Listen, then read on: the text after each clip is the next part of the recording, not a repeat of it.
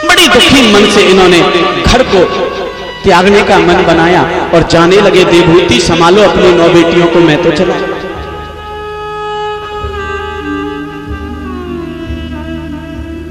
कथा आती है कि बंधुओं, देवहूति ने समझाया, स्वामी कहां जाते हो? ये गृहस्थ छोड़ के कहां जा रहे हो? बोले संन्यास लेके जा रहा हूं भगवान का भजन करने। अच्छा जरा समझ करके आप लोग बताना, क्या घर छोड़ने से कोई सन्यासी हो जाता है? घर छोड़ने से कोई सन्यासी नहीं होता, कपड़े रंगने से कोई सन्यासी नहीं होता। जिसने मन से मोह को छोड़ दिया, ममता को त्याग दिया, फिर वो चाहे घर में रहे, गृहस्थ में रहे या सन्यासी हो जाए, वही सच्चा सन्यासी है। जिसने ममता को नहीं त्यागा, मोह को नहीं त्यागा, शरीर से तो कपड़ा रंग के महात्मा हो गए, लेकिन मन में ये लगाए कहीं लड़का मेरे खेत को न बेच ले, मेरे खेत की मेड़ को कोई मेरा पड़ोसी न काट ले, तो फिर भले ही तुमने रंग के कपड़ा महात्मा बन गए, तुम महात्मा नहीं हो।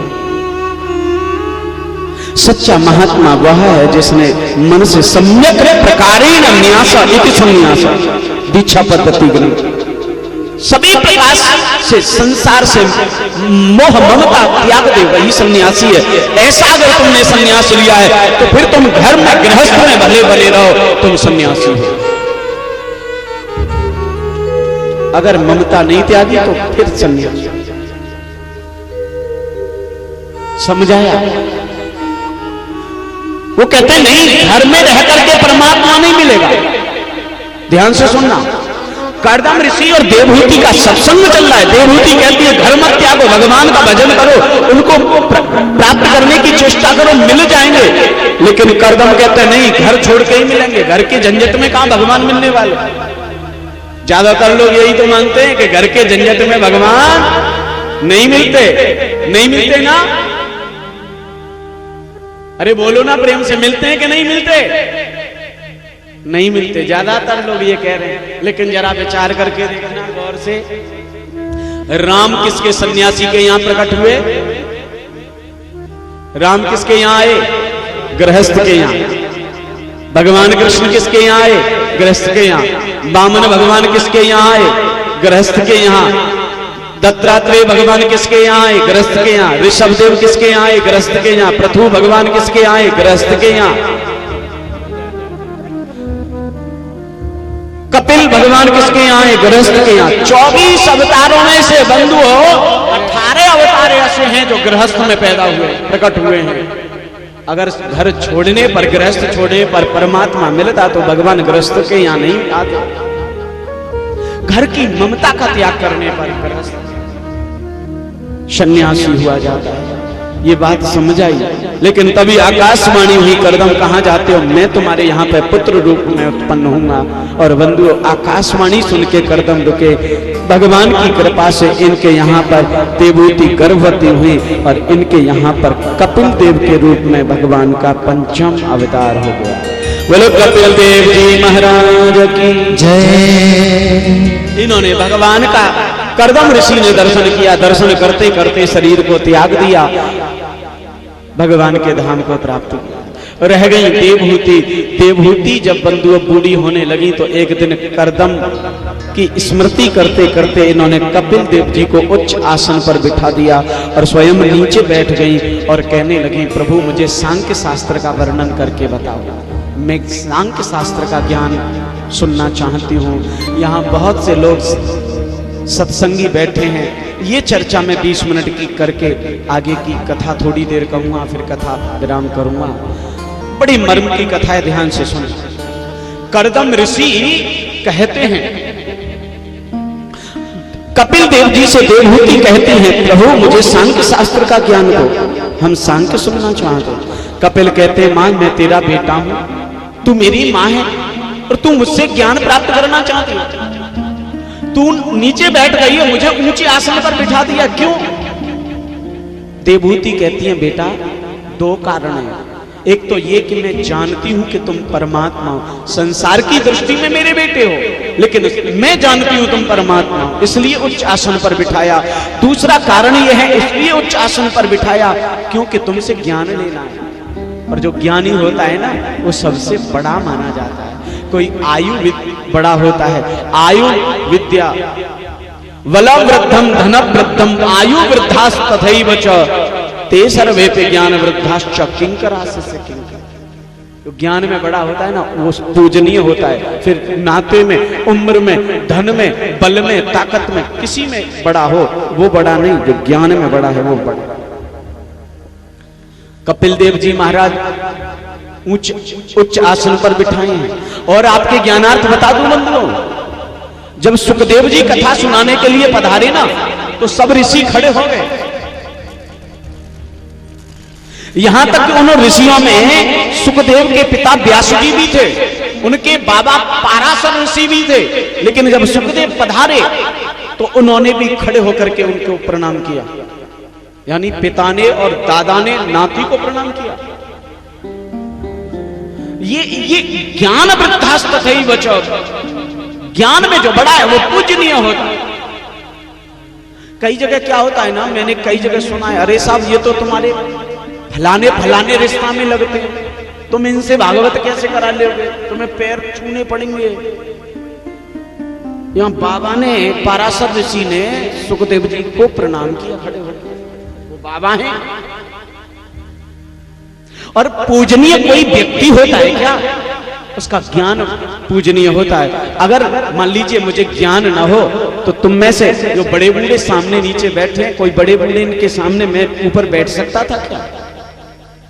क्या तुम मुझे वो सम्मान दे पाते? आज इसलिए तुम नीचे बैठे हो, मेरे को ऊंचा बिठाया है आप लोगों ने, क्योंकि मैं आपको मैं ज्ञान देना चाहता हूं, आप लेना चाहते हो। करदम ऋषि कहते हैं मां तू मां है और नीचे बैठी है। बोले नहीं, तुम पिता हो जगत के, मैं जानती हूं, मुझे सांख्य शास्त्र। तब कपिल देव ने सांख्य शास्त्र का ज्ञान दिया।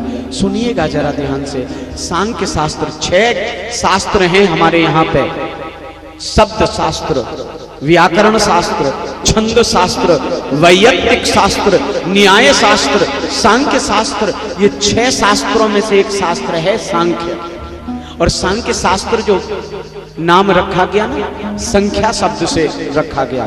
संख्या शब्द में घञ्य प्रत्यय हुआ, घञ्य प्रत्यय में अटका आगम हुआ, अटके आगम में से टकार का तस्य लोप है, से लोप होने पर केवल आ बचा, और वो जो आ बचा ना उसको संख्या के सामने जोड़ा तो शब्द बना सांख्य। ये व्याकरणिक दृष्टि से, साधारण अर्थ में मैं आपको समझा दूं, सांख्य शास्त्र का मतलब है संख्या के द्वारा जीवात्मा परमात्मा की स्थिति और शरीर की स्थिति का ज्ञान कराने वाला ग्रंथ ही सांख्य शास्त्र। परीक्षित कहने लगे सुखदेव जी महाराज, संख्या के द्वारा जीवात्मा परमात्मा शरीर का ज्ञान? बोले हाँ। कैसे? तो सुनो कपिल उपाख्यान को। कपिल देव जी कहते हैं मां देवहूति, ये हमारा जो शरीर होता है ये पंचीकरण की क्रिया के द्वारा आत्मा इसको धारण करते हैं। वेदांत और सांख्य में पंचीकरण की क्रिया बड़ी महत्वपूर्ण क्रिया है, इससे ये हमारे शरीर का निर्माण होता है। इन तत्वों से मिलकर के हमारा शरीर बनता। कितने तत्वों से मिलकर के शरीर बना होता हमारा? जोर से बोलो, कितने तत्व से बना शरीर हमारा? 5। और कोई दूसरा उत्तर है क्या? नहीं है? तो मैं आपके ज्ञानार्थ बता दूं, योर आंसर इज रॉन्ग, तुम्हारा उत्तर गलत है। अब थोड़ा समझिए इस बात को। एक दृष्टि से गलत भी नहीं है, लेकिन एक दृष्टि से नहीं, संपूर्ण दृष्टि से सोचो तो ये गलत उत्तर है। अब आपको मैं बता दूं, ये हमारा शरीर 5 तत्व से नहीं 25 तत्व से बना है। कितने? 25 तत्व से। जरा गौर से समझिएगा तो तुम्हारी बात समझ में आएगी। आपके ज्ञानार्थ पहले मैं ये बता दूं कि ये जो हमारा शरीर है केवल एक नहीं है बल्कि 3 शरीर हैं, स्थूल शरीर, सूक्ष्म शरीर और कारण शरीर। हम केवल एक शरीर की व्याख्या कर रहे हैं, यहां सांख्य में तीनों शरीर की व्याख्या है। 3 शरीर होते, तुम कहोगे हमने तो कभी देखे ही नहीं 3 शरीर, कहां होते 3? हमने तो एक को देखा। ध्यान से सुनना, ये तीनों शरीर को अनुभव किया तुमने, लेकिन तुमने कभी गौर नहीं किया। 3 शरीर हैं। पहला है ये स्थूल शरीर जो इन आंखों से दिखाई देता है, ये, और ये 5 तत्व से बना है। ये स्थूल 5 से बना है। आप जो उत्तर दे रहे थे स्थूल का दे रहे थे। अग्नि, जल, वायु, पृथ्वी, आकाश। तुम कहोगे अग्नि से जल शरीर बना और हमारा शरीर जल नहीं रहा। मजे की बात है, कह दो प्रेम से, हमारा शरीर अग्नि से बना और जल नहीं रहा है। कहां है अग्नि हमारे शरीर में? तो 2 प्रकार की अग्नि हमारे शरीर में रहती है, गौर से समझना। एक श्वेताग्नि, एक जठराग्नि। श्वेताग्नि यहां रहती हमारे शरीर में रक्त संचालित करने में, शरीर को ऊर्जा देने में और शरीर का तापमान नियंत्रित रखने में सहायक होते हैं। उसका अनुभव कब करते हैं आप? भरे जाड़े पड़ रहे हो, दिसंबर जनवरी का महीना, खूब फूस की सर्दी पड़ रही हो और अचानक बुखार आ जाए तो तुम्हारा शरीर गर्म हो जाता है ना? क्यों गर्म हो जाता? कहां से गर्म हुआ? क्या तुम हीटर पे तापे, अलाप पे तापे? नहीं तापे, लेकिन शरीर गर्म हो गया। कहां से? उसी अग्नि के कारण जो श्वेताग्नि हृदय में निवास करती, उसकी मात्रा बड़ी, शरीर गर्म हो। दूसरी रहती यहां उदर में, इधर लीवर में, यकृत में, जिसको लोग भूख कहते, जिसको लोग जठराग्नि कहते, वैश्वानर कहते। गीता में भगवान कृष्ण कहते हैं, अहम वैश्वानरो भूत्वा प्राण नाम देहमाश्रित प्राण प्राण समायुक्त पचाम्यन्नम चतुर्विध। 4 प्रकार के अन्न को मैं ही पचाता हूं, वैश्वानरो भूत्वा, अग्नि बनकर, जठराग्नि बनकर। तो ये 2 प्रकार की अग्नि रहती है। तुम कहोगे जल कहां रहता है? तो हमारे शरीर में जो खून है ना, वो जल, लसिका, जो जीभ से लार निकलती है वो जल है। आंख से आंसू निकलते वो जल है। और भी उत्सर्जी पदार्थ जो अधो मार्ग से बाहर जाते, वो जल का 70% जल शरीर में होता। तुम कहोगे वायु कहां है? तो 10 प्रकार की वायु हमारे स्थूल शरीर में रहती। प्राण, अपान, समान, उदान, अभियान, धनंजय, इड़ा, पिंगला और सुषुम्ना। ये 10 प्रकार की वायु रहती। प्राण वायु जो सांसों से लेते, उदान वायु जो यहां कंठ के नीचे निवास करती, जब पेट भर के भोजन हो जाए ना तो भोजन चकाचक होते ही आता ओम डकार आती और हवा ऊपर आती। एक अपान वायु रहती उदर के बीचों बीच में, अधो मार्ग के द्वारा बाहर जाती। एक समान वायु रहती जो रक्त को धक्का दे करके संचरण करती। 10 तरह की वायु। एक यहाँ ब्रह्मरंध्र में रहती धनंजय नाम की वायु। जब व्यक्ति मर जाता, शमशान में लेते, जलाते, उसको जलाने के बाद सारा शरीर जल जाता, लेकिन ये खोपड़ी जब तक नहीं जलती और उसको फोड़ करके धनंजय वायु नहीं निकाल देते, जिसको लोग कपाल क्रिया कहते, जब तक वो फोड़ के बाहर नहीं निकलती तब तक पूरा संस्कार नहीं माना जाता। 10 प्रकार की वायु रहती। तुम कहोगे पृथ्वी तत्व इसमें कहां है? तो ये नाखून, ये दांत, ये बाल, ये हड्डियां, ये पृथ्वी तत्व है। आकाश तत्व है ये शब्द, जो वाणी निकल रही है ना, शब्द निकल रहा है, ये आकाश तत्व। ये 5 तत्व से स्थूल शरीर बना, गिनते जाना। इसके बाद इसके भीतर एक शरीर, दूसरा शरीर होता है जिसको कारण शरीर, जिसको सूक्ष्म शरीर कहते हैं। तुम कहोगे ये सूक्ष्म शरीर हमने तो कभी देखा नहीं, अनुभव नहीं किया है। कब? जब तुम कभी हारे थके सो जाते हो ना बिस्तर पे, कभी बिस्तर पे सो गए और सो के क्या देख रहे हैं कि हमारा पड़ोसी आया और बोला भैया चल रहे हो हरिद्वार? हमने कहा चलो चलते हैं। बैग उठाया, चले, यहां से सीधे पहुंचे कहां? राया से सीधी बस पकड़ी हरिद्वार की, या अलीगढ़ की पकड़ी, अलीगढ़ से हरिद्वार की पकड़ी। पहुंच गए हरिद्वार, हर की पौड़ी पे बैग रख दिया, कपड़े उतार लिए और गंगा जी में डुबकी लगा रहे हैं। तुमने कभी गौर किया डुबकी कौन लगा रहा है? तुम्हारा शरीर तो बिस्तर पे पड़ा है, बस मैं भी बैठ गए, डुबकी भी लग रही है, ये कौन लगा रहा है? ध्यान देना, जब ये तुम्हारा स्थूल 5 तत्व से बना शरीर, स्थूल शरीर निष्क्रिय हो जाता है, बिस्तर पे पड़ा होता है, तब ये सूक्ष्म शरीर सक्रिय हो जाता है। ये 16 तत्व से बना होता है, 5 ज्ञानेंद्रिय, 5 कर्मेंद्रिय, 5 तन्मात्राएं और 1 मन। इन 16 तत्व से सूक्ष्म बना होता है। 16 सूक्ष्म के, 5 कारण के कितने तत्व हो गए? अरे बताओ ना, मेरा गणित कमजोर है थोड़ा। 21 तत्व। तीसरा शरीर है कारण। जैसे पत्ता गोभी देखिए ना, पत्ता गोभी की एक परत उघाड़ो, अंदर दूसरी निकल आती, उसको उघाड़ो, तीसरी निकल आती। ऐसे ही स्थूल, स्थूल के भीतर सूक्ष्म, सूक्ष्म के भीतर है कारण शरीर, जो 4 तत्व से बना है। कौन कौन से? चित्त, बुद्धि, अहंकार, जीवात्मा। चित्त, बुद्धि, अहंकार, जीवात्मा।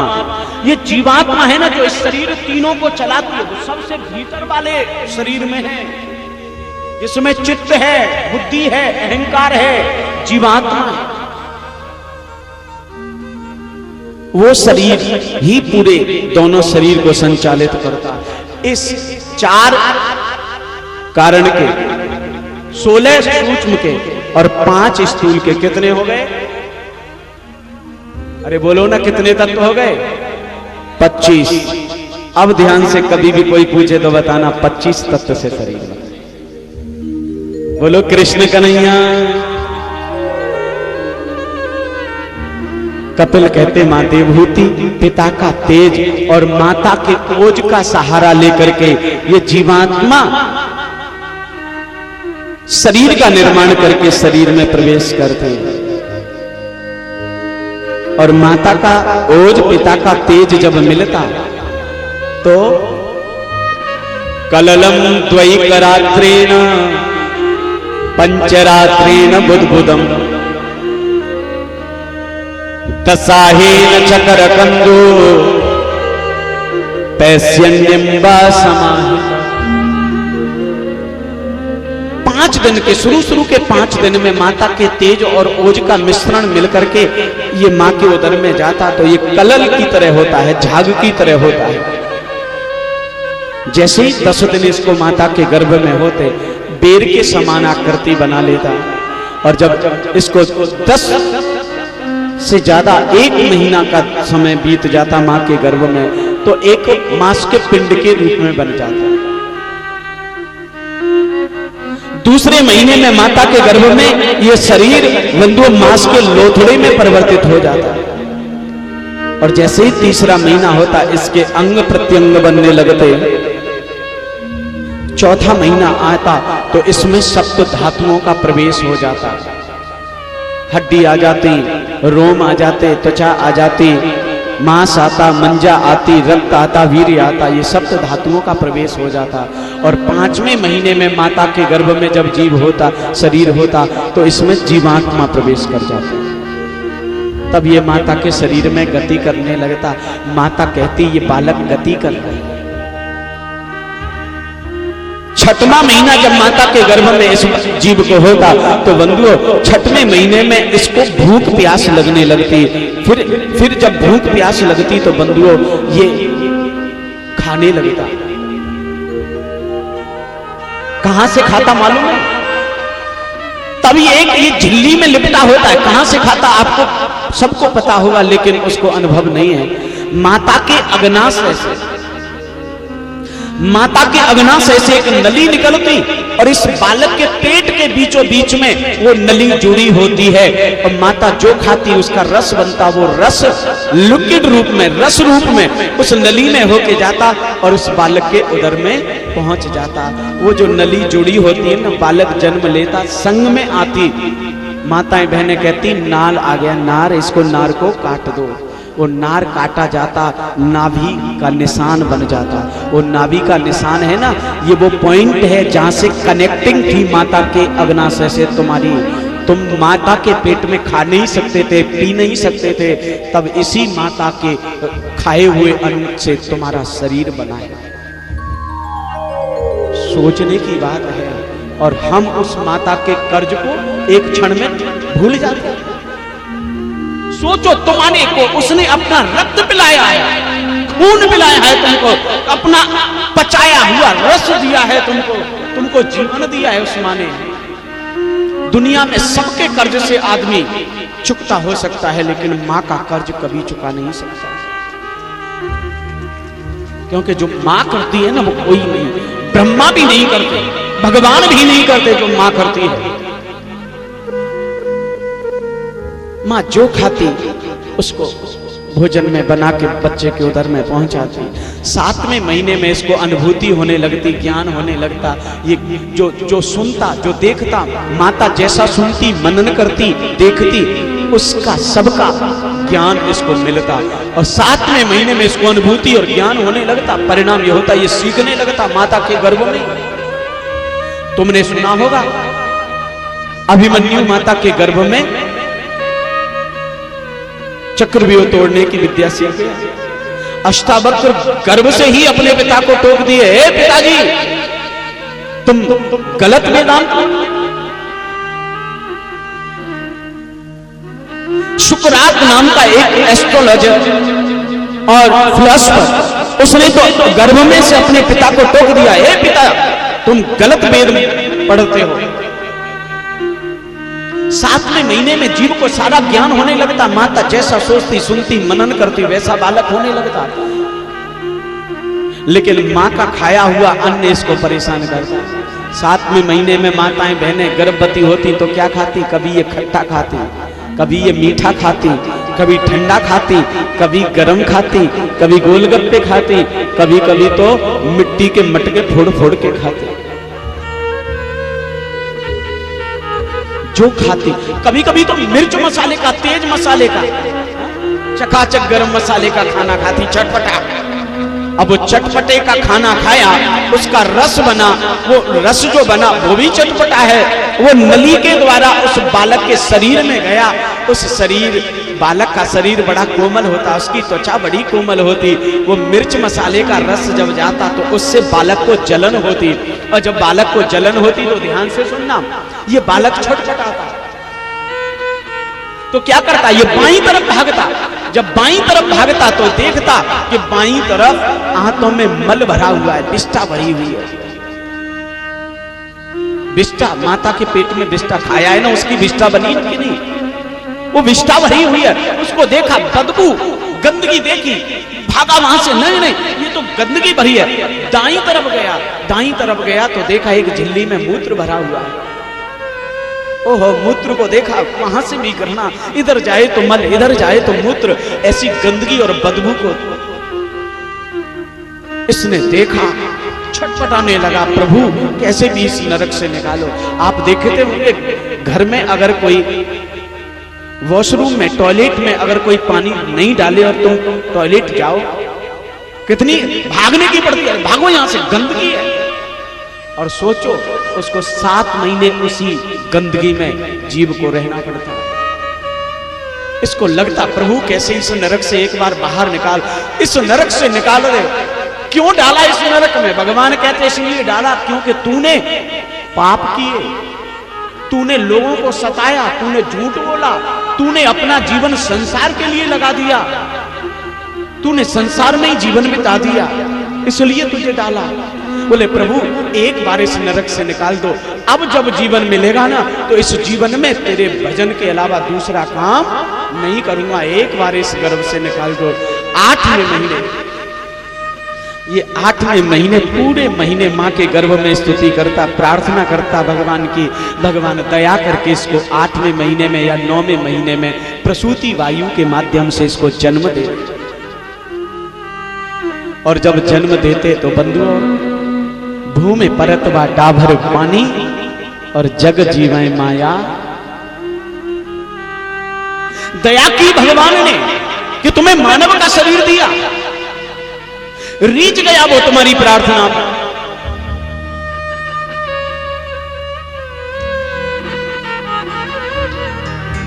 लेकिन हमने उसकी दया को भुला दिया। मेरे प्यारे प्रार्थना करो भगवान से, वो तुम्हारी कौन सी प्रार्थना पे रीच जाए कोई पता नहीं। वो इतना दयालु है, दया करके ही तुम्हें मानव जीवन दिया।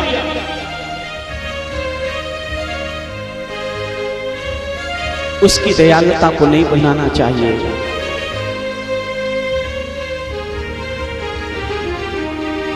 न जाने कौन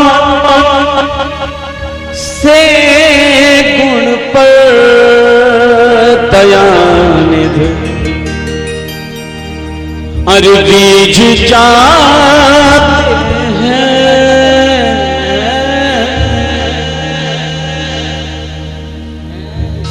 न जाने कौन से गुण पर दयानिधि रीझ जाते हैं, और यही सदग्रंथ कहते हैं, यही सब भक्त गाते हैं, यही